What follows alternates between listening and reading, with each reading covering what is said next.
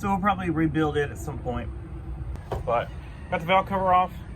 Camshaft looks super nice. No wear on it. Well, I mean, no noticeable wear on it. Looks well maintained, I guess you could say.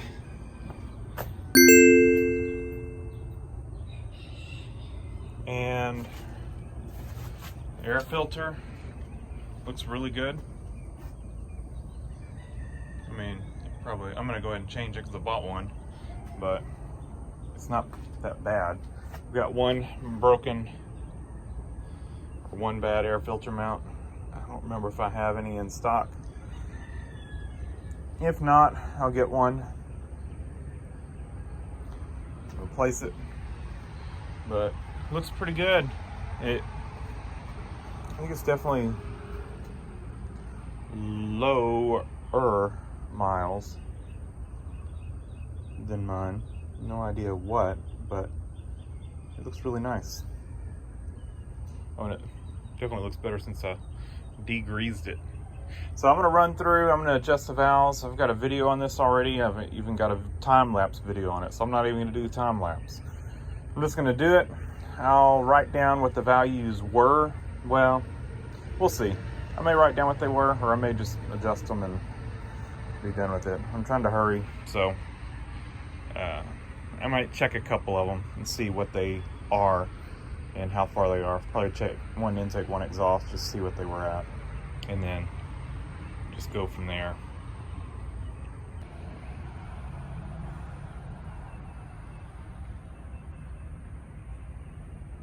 Done. So what I do is when I go through them, I mark each one that I do. A little chart like this is very helpful. You just count them. You don't have to keep track of it, and then you just mark it off when you're done. When you've done that one, and normally it'll run, you know, whatever you start with, and if you hit the cam lobe, if you don't miss a cam lobe as it comes up to the top, then it'll pretty much be intake, exhaust, you know, the alternate, or exhaust, intake, you know, the alternate. You'll do intake and exhaust, and then intake, exhaust, like that, you know. And they weren't that bad, really. Intakes were a little bit tight, and I found one of the intake adjustment nuts was loose on one of them. The rest were tight. I don't know if that one just got missed, you know, the last valve adjustment, or if it loosened up, but they're all correct now and tightened down. The exhaust were all perfect, right at 12 thousandths. I don't know if they just didn't budge, you know, they didn't wear since the last, or if they were set loose maybe last time, but I mean, they were right on 12 thousandths. So all I did, you know, they checked correctly with the 12 thousandths feeler gauge, felt perfect. And so all I did was just check to make sure the adjustment nut was tight, and moved on. So they're all good now. I'm gonna clean up the valve cover gasket area, and then put a new valve cover gasket on. All right, first look underneath this thing. Guide rod bushings, or brake support rod. Look a little rough, but not too bad.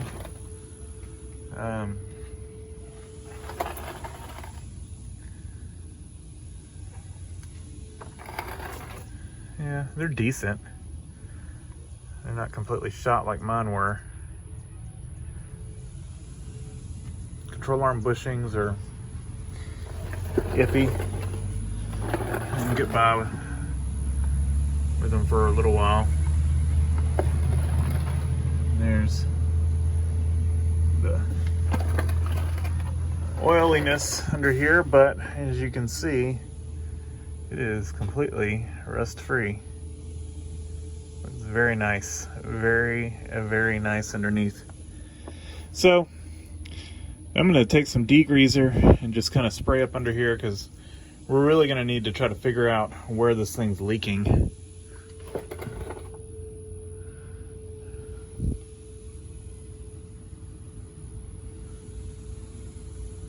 Just trying to look at everything. See the under the turbo and the turbo drain, all that looks good. I think our lower oil pan gasket's leaking, which works out because we need to, even that O-ring right there is in good shape. Normally that thing leaks, but it looks like this is in good shape. There's our reman alternator. Let's get the part number off of that. What's that?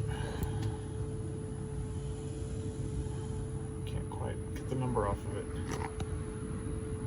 13056. We'll look that up. And we probably, as long as this isn't like a 240D alternator or something like that, you know, lower amp rating, then we'll probably just leave this one on here. I don't feel like swapping them out. I've got a reman Bosch on mine, which I know is better than this CarQuest, but I don't know. Probably leave it alone. But it looks like the lower oil pan gasket's leaking. Like I said, we'll replace that, and while we're at it, we'll get these dents out of it. Got a pretty good little ding right there. We might see what our oil pan looks like on our parts car. If it looks better than this one, we may swap it out. But I'm gonna spray some degreaser under here. I mean, it really hasn't dripped much, so it's definitely not too bad. So yeah, I'm pretty sure it's gonna be the oil pan gasket. I think it's leaking and blowing back. Because the thing is, you gotta follow oil leaks. You know, if you think of it, if you've got a, you know, leak like that, and you're driving, it's gonna blow back. So you kind of look and see where it first starts getting oily. And I don't really see, like, you know, the front crank seal leaking or anything like that. It's just not oily enough. But all around this lower oil pan, we've got oil. And so I think that's where our leak is. And that's an easy fix. I mean, of all the places it could be leaking, that is like probably easiest fixed. Looks like there may be our source of our power steering leak. So let's look at that. We need to see where our slop is in our steering as well. So we'll do all that kind of stuff. Probably while we've got it jacked up. Easy to see. Oil cooler lines look good. I'm wondering if they've been replaced before. All good shape. Don't really see any other leaks. I checked the AC compressor, it turns, so it's probably just low on Freon. So I think we're good there. We'll see if we have any grease points. That ball joint doesn't look the best. So we'll check that with that rust coming out of there. That doesn't look good. I bet you that thing's bad. Pain in the butt to replace too. So we'll have to deal with that. I know it's got guide rod issues because we got clunking, and that looks pretty well gone, but overall this thing's in pretty good shape.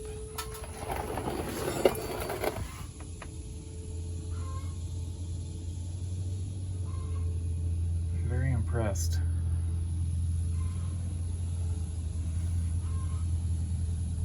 So I'm gonna spray it down. I mean, even the engine shock mounts are good. I feel like this thing was very well maintained.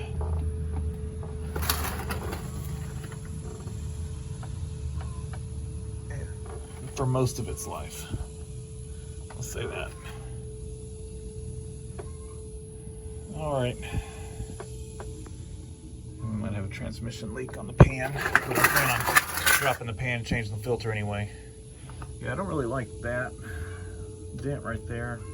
The rest of this is fun, but I'm not crazy about it dented so severe right there at the oil plug. If we end up using this pan, I'm not going to do anything about that dent. We'll leave it. I'm afraid it'll crack if I try to bend it back, but we will get the majority of these. These things take a beating, you know. People pull up and they hit, you know, the parking lot bumps, little curb thingies. Parking lot, they pull too far forward and crush the oil pan.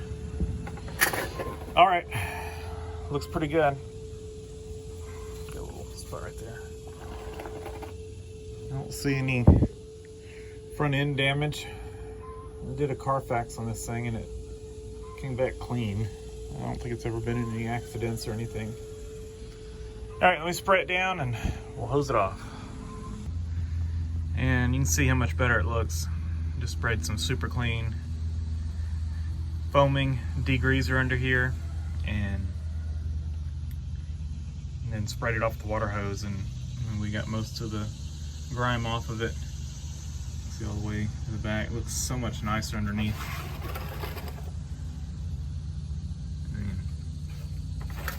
And we could probably do it another time and get even more off of it.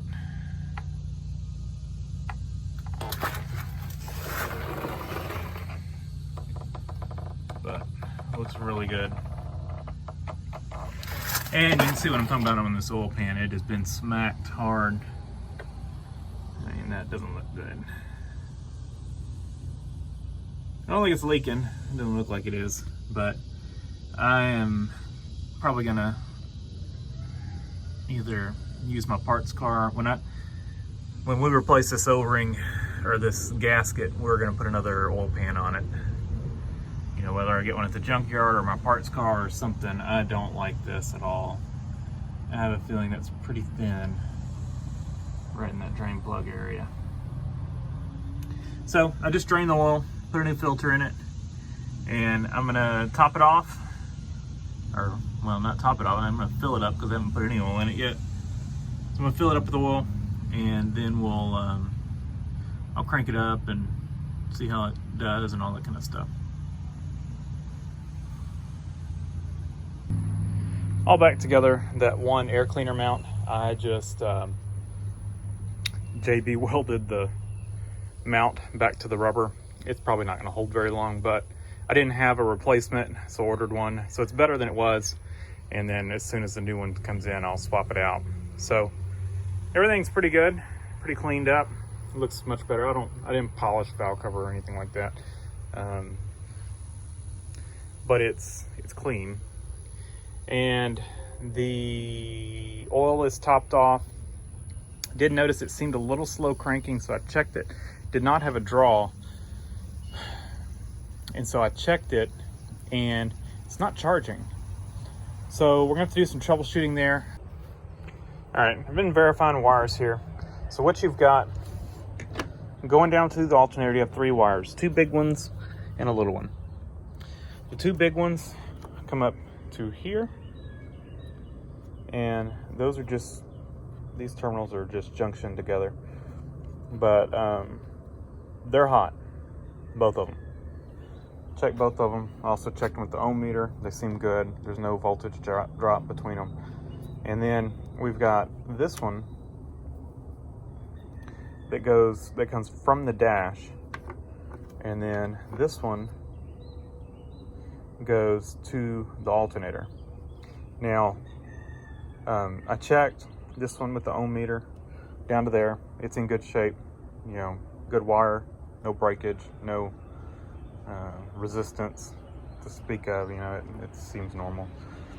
So all of our 3 wires going to the alternator are good, and it's getting power through these. What we have to make sure now, 2 things. We need to make sure it's got a ground. So I'm going to take my meter and ground to it. And then we need to make sure that the signal wire coming from the dash is good, which will be this wire right here. So once we turn the key on, this should be hot. If it's not, this thing will not charge. So that's what we're going to verify next. Real quick, I grounded to the alternator, checked, it's good. So we know if we got a ground, we know we got 2 hot wires going to it. We just need to know if we've got a signal wire going to it. 12.47. So it is getting a signal. So let's start it up with this disconnected and make sure with it running, it's still getting a signal. Yeah. Don't want to drain my charger. Don't want to put a load on it. It's going to be hard to hear me with it running, but basically what we're going to do is we're going to check that wire with the engine running so that it's in its run position. It should be charging. If we get a signal, then we'll plug it in and see if it charges.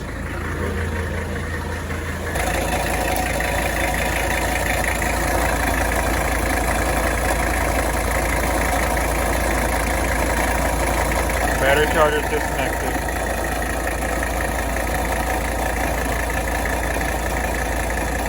Alright, got a signal wire.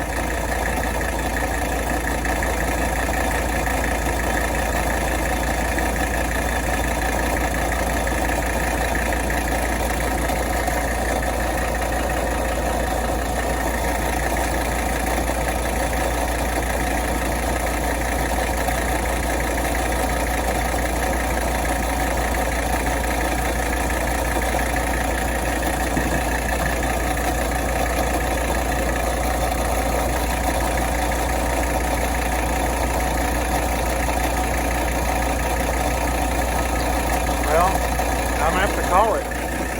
It's got a bad alternator.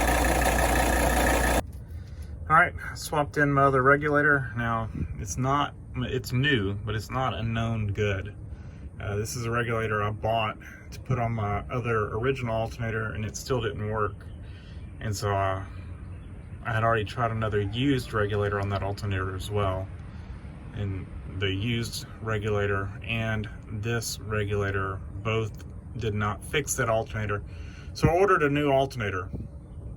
So we can't say this is known good. It's been tested on a possibly bad alternator, or it could be a bad regulator. We don't know.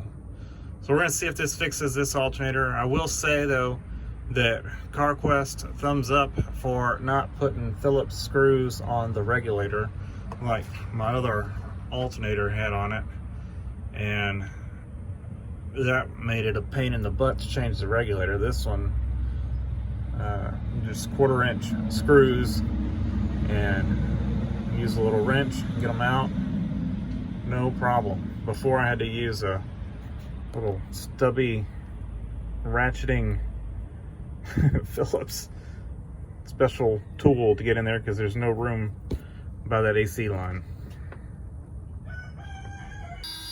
All right, let's see what we got here. Oh, look at that. That's looking more normal. The brake light's on because my emergency brake's on. But we had a battery light. I bet we're charging. Look at that. Well, that confirms that my other alternator that I replaced on that car, it was bad.